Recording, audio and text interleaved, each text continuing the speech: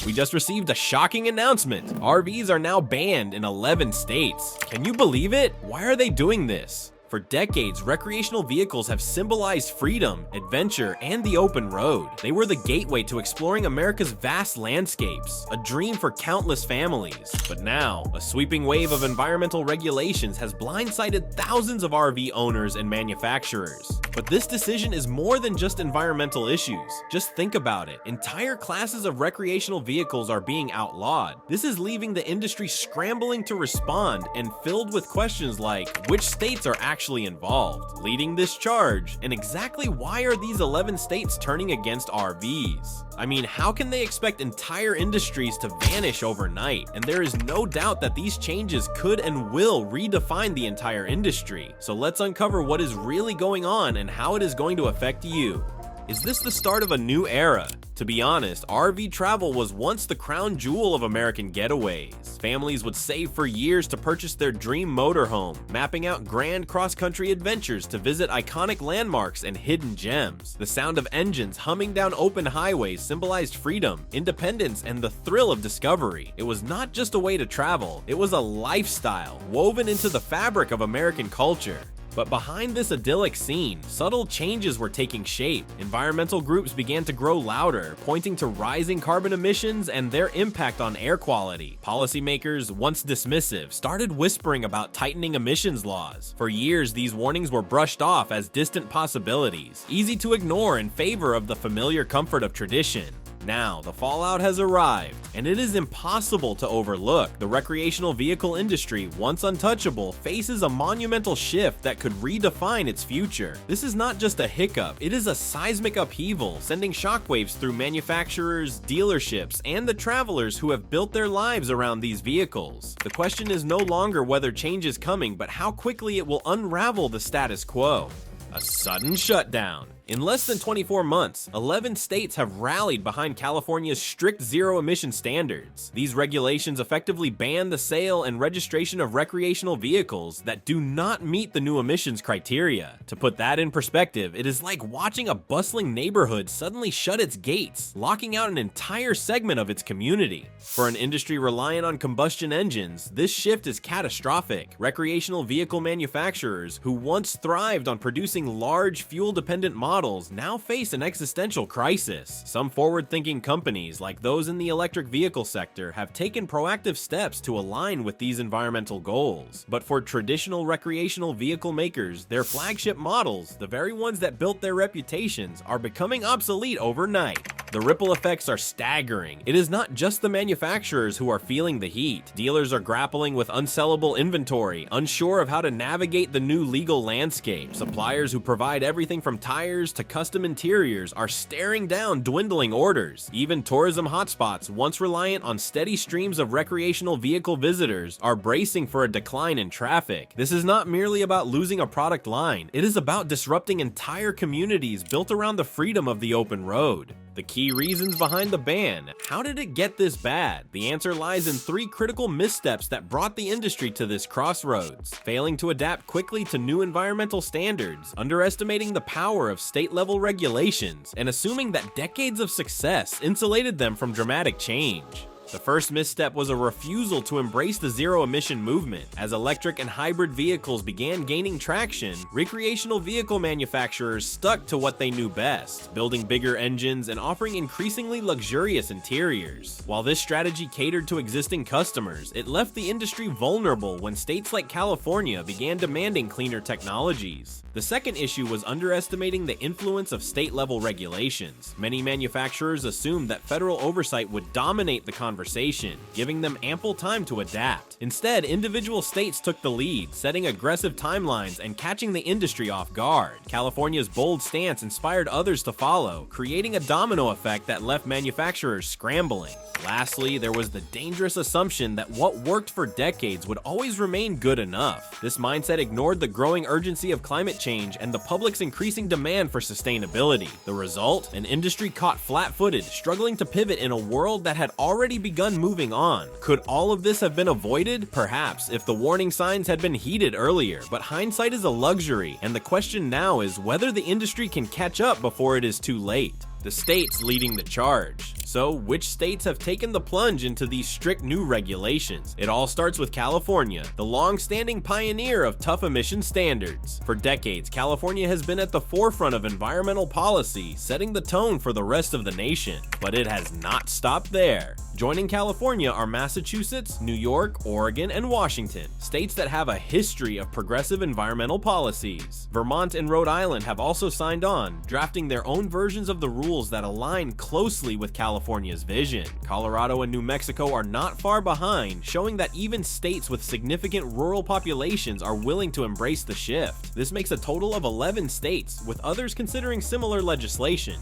For these states, the motivation is clear: reducing pollution, improving air quality, and meeting aggressive climate targets. In their view, no vehicle, no matter how iconic or culturally significant, should be exempt from the fight against climate change. Recreational vehicles, with their large engines and high emissions, are simply no longer viable in this new landscape. The pressure is mounting, and it is not just the 11 states already on board. Other regions are watching closely, evaluating the success and challenges of implementing such bans. It is only a matter of time before more states jump on the bandwagon, leaving recreational vehicle manufacturers and owners to wonder who might be next. Manufacturers on the brink. Behind closed factory doors, RV manufacturers are in full crisis mode. Design teams are scrambling to find zero-emission solutions, yet the reality is that these solutions simply do not exist, at least not in the form needed to meet the upcoming regulations. The pressure is on. These manufacturers are caught in a race against time, trying to retool their assembly lines, adjust production schedules, and explore new technologies, all in an attempt to comply with the growing demand for zero-emission vehicles. But without a clear solution in sight, many of them are beginning to realize that they might not be able to meet the deadline.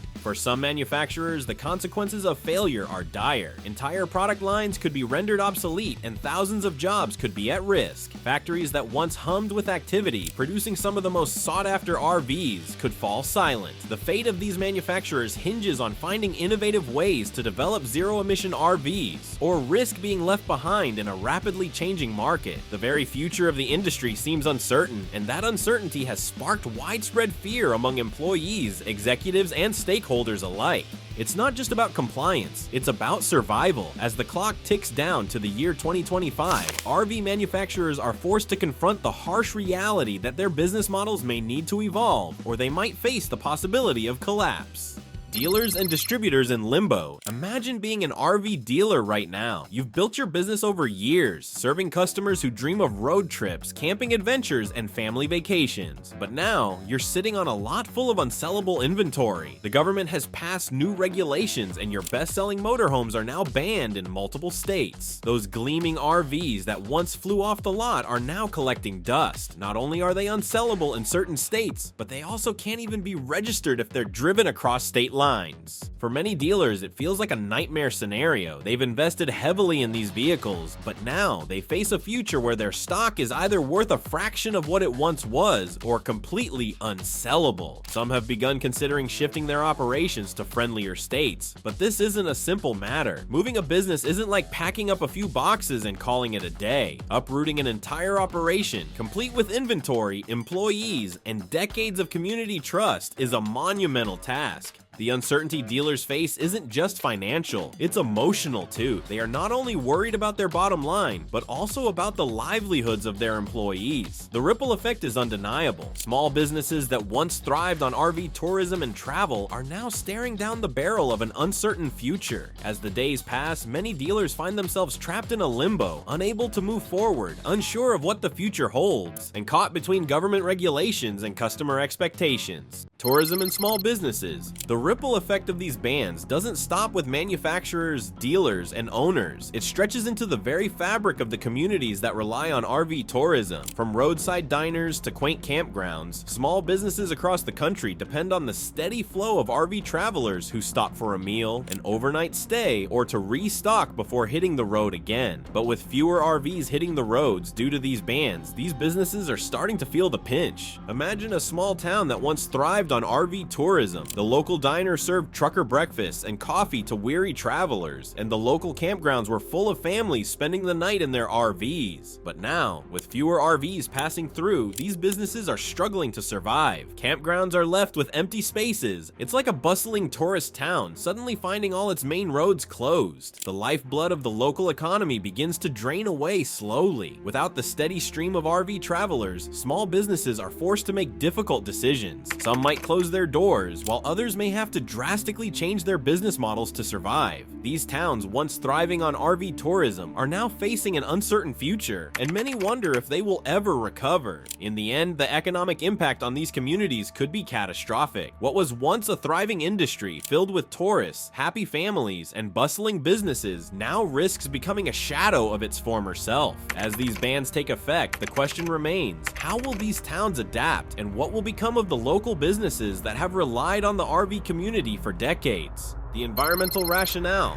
The push for zero-emission vehicles has taken on a new urgency in recent years, and one of the most vocal proponents of this movement is the environmental community. Governments, particularly those in states leading the charge, argue that cutting emissions is no longer optional, it's a necessity. In fact, 50% of greenhouse gas emissions in some regions are attributed to transportation, with a significant chunk coming from the very vehicles that are now under scrutiny, including recreational vehicles. The logic behind these bans is simple. If the goal is to clean up the air and protect public health, every major source of pollution must be addressed, including those vehicles with the largest environmental footprints. Environmental groups argue that sparing RVs doesn't make sense if policymakers are serious about cleaning up the skies. RVs, by their nature, are large, fuel-hungry machines that emit substantial amounts of carbon dioxide and other pollutants. The emissions from these vehicles contribute significantly to poor air quality in heavily trafficked regions, especially in states with already strained air quality. The argument is clear: if any vehicle's footprint is substantial, it must adapt or it will disappear from the market.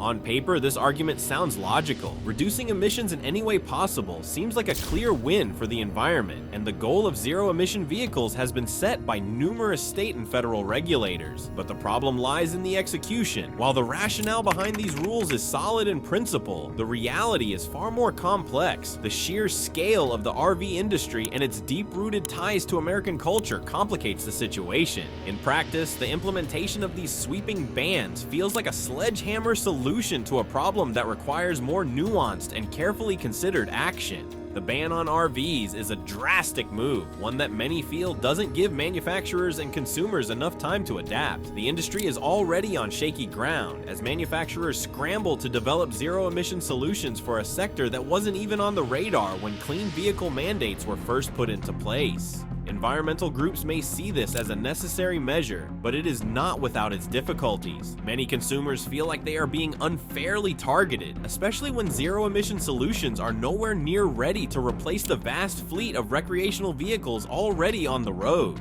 Political pressures and influence. The push for stricter environmental policies doesn't happen in a vacuum. It is driven by the tireless efforts of environmental advocacy groups, as well as the growing influence of clean energy lobbyists. These groups have become a powerful force in local and state politics, using their resources to push lawmakers into adopting even more stringent regulations. In this environment, the RV industry's voice seems almost muffled. Manufacturers, dealers, and even consumers have struggled to make their case in state capitals, where environmental advocates have a much louder presence. State governments face immense political pressure to act. In many regions, the need to meet climate goals and reduce carbon footprints has become a rallying cry for elected officials. As concerns about climate change continue to mount, lawmakers have increasingly focused on transportation as one of the key areas where they can make an impact. In this context, eliminating high-emission vehicles like RVs seems like a logical step toward reducing pollution. Lobbyists for clean energy companies and environmental groups have applauded these regulations, and many see them as a necessary step in the fight against climate change. However, the RV industry has struggled to keep up. There is no major lobbying force pushing back against these laws, and the debate has largely been framed around the environment versus the RV industry. RV manufacturers and dealers, who had once operated in a relatively quiet niche, now find themselves in the middle of a high-stakes political battle with no clear solution in sight. This battle is complicated further by uncertainty. With each new legislative session, more states are beginning to consider adopting similar bans on RVs, following in the footsteps of California and the other early adopters. Some states see this as an opportunity to strengthen their environmental policies and make a statement as climate pioneers, while others hesitate, unsure whether these sweeping regulations are truly necessary or whether the RV industry can be allowed to continue in its current form. As these debates unfold, the RV community is left wondering, who will be next? Which state will introduce similar measures, and how will the industry react? For now, the uncertainty lingers. RV manufacturers, dealers, and consumers alike are left looking over their shoulders, unsure where the next ban might be enacted. As more states flirt with similar legislation, the future of recreational vehicles becomes more precarious, and the pressure to find solutions becomes more urgent. So why are zero-emission RVs not here yet? One of the biggest hurdles in this entire discussion is the simple fact that zero-emission RVs are not yet available on the market. While electric vehicles have made significant strides in recent years, RVs remain stubbornly reliant on combustion engines. For manufacturers, building a zero-emission RV is a monumental challenge, and it's not one that can be solved by simply electrifying an existing design. The issues go far beyond just swapping out an engine for an electric one. RVs are massive machines, built to carry heavy loads and cover long distances. Their weight, size, and the need to accommodate onboard living spaces make them drastically different from electric cars, which are much smaller and lighter. Weight is one of the primary issues that complicates the development of electric RVs. Electric vehicles rely on large batteries to provide the power needed for longer trips, but the more weight an RV carries, the more power it requires. For electric RVs to become a viable option, battery technology would need to improve significantly, allowing for lighter and more efficient energy storage systems that can handle the heavy demands of an RV. Currently, battery technology simply isn't there yet. While electric cars have managed to scale up battery capacity to some degree, the needs of an RV are far greater. Furthermore, RVs are built to handle long trips, often crossing vast distances, which presents another challenge. Even if battery technology advances, the range of these vehicles will need to be much higher than that of standard electric vehicles. Without a way to make long-distance travel feasible for electric RVs, manufacturers face a significant barrier to entry in the market. The lack of a comprehensive solution has left the RV industry in a bind. Manufacturers are stuck between a rock and a hard place. They know they must adapt to these new regulations, but they don't have the technology to do so. Until major breakthroughs occur, the RV industry may be cornered, forced to wait for new technological solutions that seem to be just out of reach. The chain reaction. While some states have already passed bans on traditional RVs, others are waiting to see how these regulations play out before following suit. Many states have taken a watch and wait approach, waiting to observe the impact of these policies in places like California before committing to similar bans. The hope is that, if these regulations prove successful in reducing emissions and improving air quality, more states will be encouraged to take similar actions. However, if the policies fail or lead to significant economic disruption, other states may decide to stay out of the fray. Some states are motivated to join the bandwagon in order to make a strong environmental statement. For them, taking bold action on climate change is a way to distinguish themselves and lead the charge in reducing pollution. However, these states are also aware of the potential consequences. The RV industry is a major economic player in many regions, and the ripple effects of these regulations could be far-reaching. Manufacturers, dealers, and RV-related businesses are already feeling the pinch, and the effects are only going to grow stronger as more states adopt similar policies.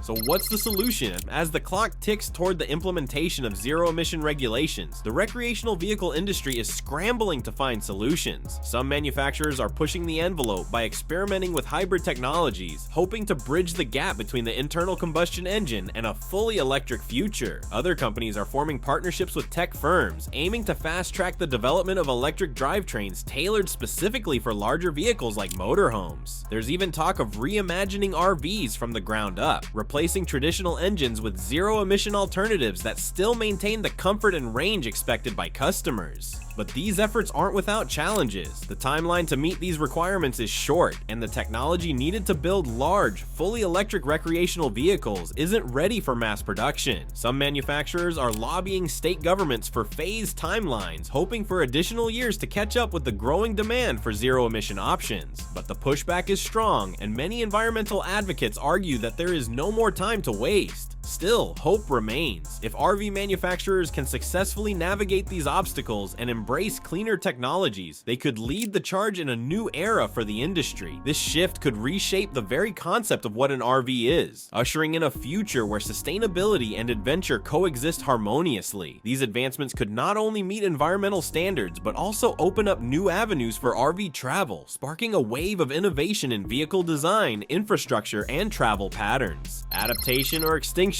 If zero-emission solutions remain elusive, the RV industry could face a more difficult future than anyone might have predicted. Will luxury RVs, the towering, opulent motorhomes that have become synonymous with freedom and adventure, become relics of the past? These vehicles, often weighing over 20,000 pounds, present significant hurdles in the pursuit of electrification, especially when considering the vast distances they are meant to travel. Without major advancements, the market for these large, fuel-hungry models could shrink dramatically, replaced by smaller, more environmentally friendly alternatives. Alternatively, a new generation of entrepreneurs might emerge, offering innovative workarounds to keep the RV dream alive. We could see more compact, lightweight RVs that focus on efficiency rather than sheer luxury. Perhaps more cost-effective solutions, like trailers that are towed by electric trucks, could fill the void left by the vanishing luxury RVs. The road ahead may not lead to a single solution, but could present a wide variety of new products designed to meet the diverse needs of today's eco-conscious travelers. At the same time, the culture of RV travel might shift. The iconic American road trip, often depicted as a vast cross-country adventure, might give way to shorter, more sustainable trips. With the rise of electric vehicles, green routes could become the new standard, with campgrounds offering electric vehicle charging stations, making eco-friendly travel more accessible. In this new era, adventure might not be about going farther. It could be about experiencing more in a smaller radius, reimagining what travel means for a new generation of wanderers. What do you think about the RV bans and their impact on road trips? Drop your thoughts in the comments below, and don't forget to like, subscribe, and hit the notification bell for more updates on this evolving story.